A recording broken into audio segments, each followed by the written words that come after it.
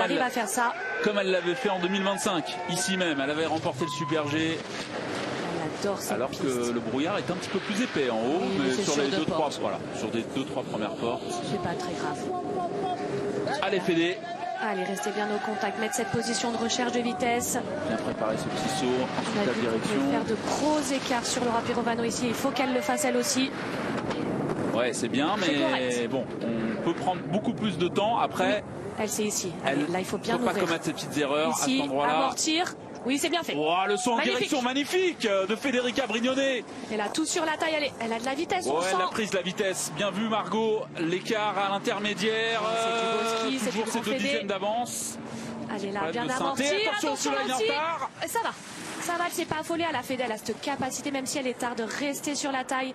Et là, à l'image de sa compatriote, elle va la découper. Oh, c'est bien fait. Ouais, Pirovano a été excellente dans cette portion et Federica Brignone. Oh là là, dis donc, c'est bien joué avec le terrain, c'est tout sur la taille. Bon aussi, attention, un petit peu descendu sur la ligne ici. L'intermédiaire, une demi-seconde d'avance. On va sûrement avoir 2 Italiennes aux 2 premières places avec la Tigresse. Attention, un petit peu tard ici, elle a dû marquer un petit peu, mais Laura Pirovano n'a pas été impeccable sur le bas. Deborah Compagnoni a été championne olympique en 92, Daniela Ceccarelli en 2002. Est-ce qu'en 2026, Federica Brignone va se parer d'or ici? À Cortina Lampezzo, c'est le meilleur temps, avec une énorme différence. 8 dixièmes sur Pirovano. Quelle course! C'est une extraterrestre. De la Tigresse. Incroyable. On adore, on est fan. Incroyable. Elle est sortie malheureusement sur la descente du combiné. Place au Super G. Elle fait partie évidemment des candidates à la médaille d'or. C'est la favorite. C'est parti. Aujourd'hui. Pour la championne olympique. Gros brouillard par contre. Ah oui, ça s'épaissit là en haut. Ah oui, non. Oh, elle part pas dans les meilleures conditions là. Dans les pires conditions pour le moment, on peut le dire. Allez. Pas très juste là sur ce moment de terrain pour Sofia. Mais maintenant, il n'y a plus de brouillard. Elle va pouvoir actionner comme il se doit. Elle garde la position de recherche de vitesse. 4 centièmes. Et c'est le brouillard. Elle reste au contact. C'est un moindre bateau sur les angles. Ouh là là, cette tension de la faute d'intérieur, c'est la faute qu'elle a fait à la descente du combiné. On a vu les Descar reprendre quelques centièmes dans cette portion-là. C'est bien fait ici encore. Attention. Oh, la vitesse. Là, il y a de la vitesse. Oui, on l'a vu avec le passage juste avant. Regardez l'écart qu'elle a prise. La vitesse, tout sur la taille. Allez, elle va l'emmener, c'est elle qui va gagner aujourd'hui. Attention dans la porte. Encore là. Non, une deuxième erreur de suite. Deux erreurs de suite avec un gros freinage pour l'Italienne. Et la faute d'intérieur. C'est la limite tout le long et ça passe pas. Non, la troisième a été fatale. Terrible. Elle était partie pour découper et après elle a fait du Sofia, elle a enchaîné les erreurs. La présidente du CIO, dommage, très déçue. Elle était partie en mode fusée, elle était passée avec quasiment 7 dixièmes d'avance, mais voilà, cette vitesse, elle a pas su la contrôler. Elle a pas su la contrôler, puis en plus elle a jamais freiné, elle fait des erreurs, mais elle continue à pousser ses skis, alors qu'une personne entre guillemets normale se serait relevée un petit peu, aurait rectifié la ligne et on aurait remis derrière. Non, elle a continué à pousser. C'est pas dans son ADN. Allez Romane, elle est déjà montée sur un podium ici, c'était en 2024, c'est parti pour la Française. Allez Romane, ce qui est libéré tout à l'instinct, son instinct est bon, Super G, elle peut le faire. On va décider déjà là. Oui, c'est pas la Romane de la descente. Attention, le premier saut. Très intérieur. Oui. Elle a dû s'ouvrir un petit peu, mais la ligne était très intérieure. La ligne est bonne. Allez, on a vu il faut rester au contact sur ce premier intérieur un petit peu rond ici, mais c'est bien. Elle est dans les temps. 3 centièmes.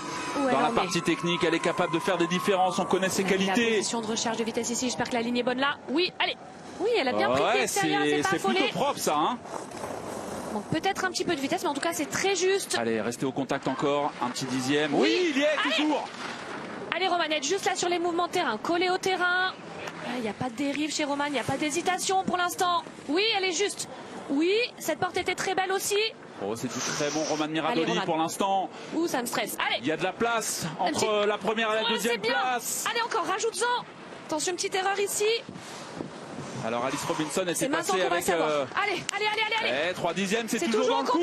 Allez Romane, là il faut être juste, mettre la position de recherche de vitesse. Se rapprocher des 105, 106 km/h à la sortie de cette courbe. 104. Elle est un petit peu en dessous, mais c'est encore jouable. Allez Romane. Les mouvements de terrain bien absorbés. Allez jusqu'au bout pour s'installer peut-être à la deuxième place. Marco, Romane Miradoli à l'arrivée. Elle est deuxième. Oui. Bon, que c'est beau. Mais oui, voilà, c'est ça qu'on attendait. Et c'est ça qu'on a aujourd'hui. Bravo Romane Miradoli.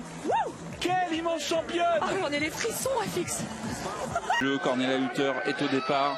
Il y a de la casse. Et ça veut dire que s'il y a de la casse chez les favorites, il y a de la place pour les autres. Exactement. Toujours ce brouillard sur les deux premières portes. On a vu que c'était pas très grave. On va déposer le brevet. Hein. Il y a de la casse et il y a de la place.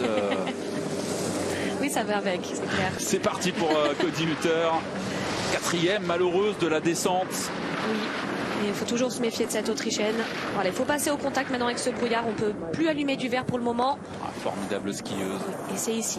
Maintenant, l'info est bien remontée. Oui, les filles, elles plongent direct sur cette bleue. C'est moins bien fait que les italiennes, mais c'est le style de l'Autrichienne. Elle fait moins d'impression. C'est plus un ski glissé. Un ski un petit peu en puissance. Ça reste juste, hein. Ça reste très juste pour l'Autrichienne.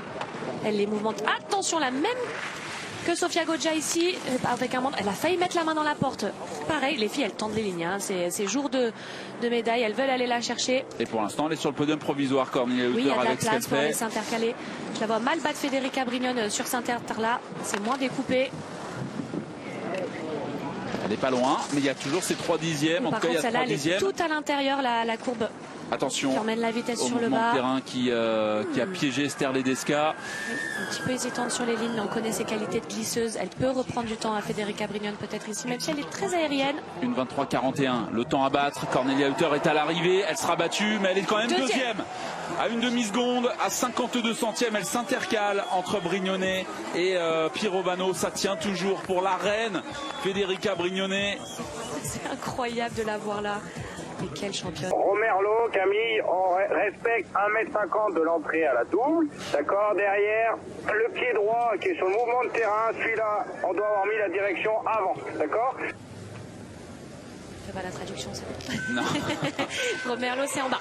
Allez, nous refaire le coup de Val d'Isère pour Camille Cerruti, oui. Là où elle est allée chercher un top 5, son meilleur résultat en Coupe du Monde. Elle en est capable, on la connaît, la sudiste, elle est capable de tout sur une course. Hein. Elle est capable de tout, elle a les capacités en tout cas de jouer. Elle est capable d'aller aussi vite que Romane, tout simplement. Allez, pas d'hésitation, au courage. Romane a montré l'exemple, Camille Cerruti à 2 dixièmes. C'est bien. C'est pour l'instant un haut très correct. Pas dur. Elle est dans le sens du ski là. C'est plus juste que ce qu'elle a fait sur les descentes. En tout cas, un petit peu, elle perd la corde ici, mais ça va. Attention, pas taper. Ouais. Ne pas se faire secouer, Camille. Alors au deuxième intermédiaire, elle est à 3 dixièmes. C'est toujours bon. Très bon Camille Cerruti sur le haut. Très bon. Là, c'est juste aussi un petit peu plus de chemin qu'a fait Romane. Romane était très directe. Hein. Elle a réussi à raccourcir les appuis. On imagine le club des sports de Risoul là qui doit être. C'est du bon ski. Ça reste juste. Avec le passage de la skieuse, de la Marseillaise. En tout cas, les lignes sont parfaites. Parce que c'est pas... Attention, petite erreur ici. Et ça va rester au contact. C'est toujours très bon, hein, une demi-seconde.